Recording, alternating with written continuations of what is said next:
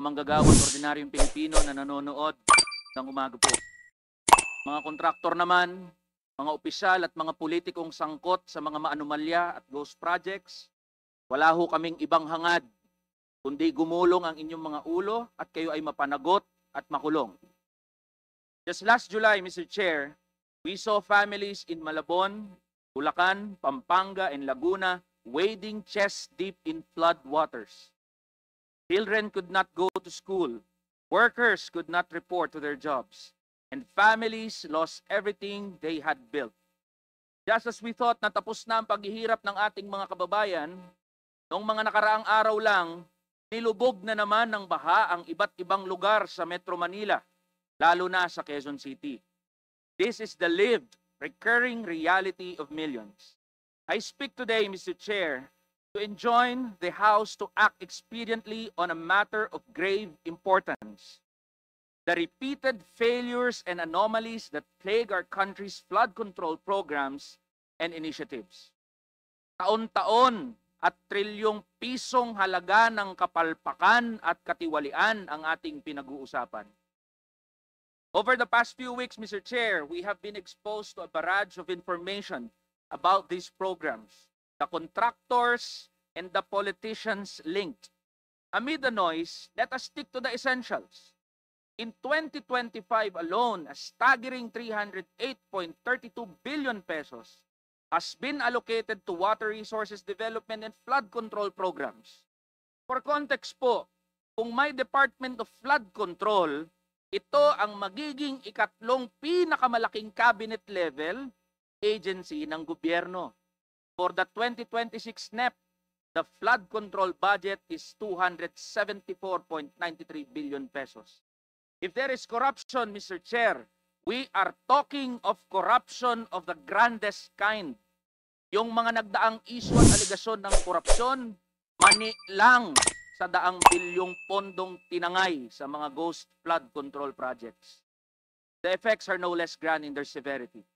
The past July monsoon and tropical cyclones affected over 4.67 million individuals, displaced more than 309,000, damaged 2,975 homes and 310 infrastructure facilities, killing at least 26 people. These are not mere statistics.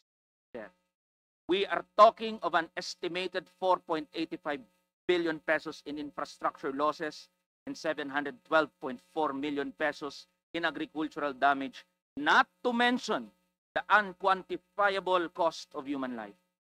Beyond these numbers, the anomalies and failures of flood control are worth looking into because of a simple reality.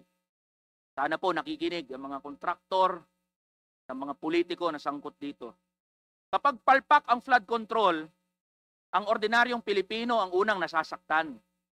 Kapag bumaha, di naman ang mga mayayamang engineer o mga politikong senador o congressman o mga kontraktor na nakatira sa kanilang mansyon o gumagamit ng dose-dose ng mamahaling SUVs ang naghihirap. Ang naghihirap po ay tayong mga manggagawa at ordinaryo. Tayo ang mas madaling nagkakasakit, mas madaling nasisira ang bahay. If the state fails in guaranteeing adequate protection from natural disasters, it is failing in its basic duty to protect the most disenfranchised in our society. Ghost projects, kickbacks, substandard engineering, ang dami na pong pangalan. No matter the form it takes, we are asking to end this vicious cycle of incompetence and corruption.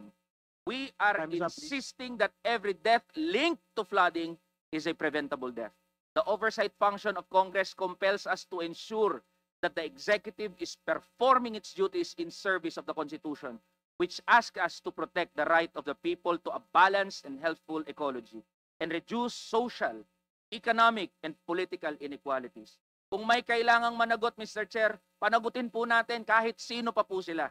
If we wish to restore the trust of the people in our government and its institutions, we are compelled to act and to act now. Looking forward, Mr. Chair, we hope that this is the beginning of a conversation about climate resilience and the reforms necessary to equip all Filipinos as we brace for worsening natural disasters.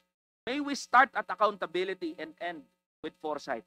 We thus offer House Resolution number 88 for the consideration of this House. Muli po, sa mga manggagawa at ordinaryong Pilipinong nakikinig, magandang umaga, maraming salamat. At sa mga kontraktor, mga politiko na sangkot sa mga maanumalya na proyektong ito, nawaho ay gumulong ang inyong mga ulo. Maraming salamat po, Mr.